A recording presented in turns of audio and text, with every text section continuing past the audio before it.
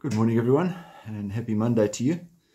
We begin by looking at Matthew's Gospel, chapter 7 today, and it's the first few verses of chapter 7. And starts off with an interesting teaching. Jesus says, do not judge, and you will not be judged. And then continues to say, why do you see the splinter in your brother's eye and not the plank in your own eye? I mean, obviously, there's the two extremes, a tiny little splinter and a huge, great plank. Clearly not meant to be taken literally, but the message is quite important. I don't know if you've ever been a victim. Always a victim sounds like a strange word.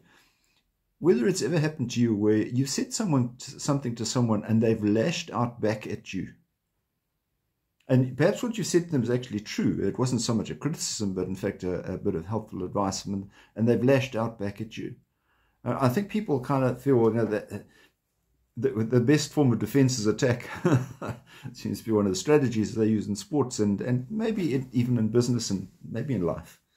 You know, if you've got a lot to hide, then often people, will their only defense really is to say, well, what about you? You know, how can you say that about me? And I think, it's a natural, not necessarily natural, but it's a common thing that happens. And Jesus is saying, don't judge, and you'll not be judged. But be aware that none of us is completely innocent. None of us are sinless.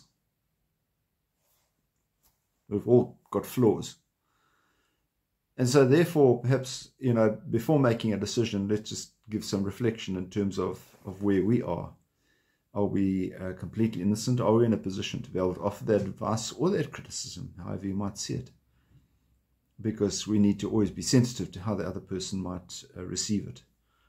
As I say, we live in an interesting society. Different people have different personalities.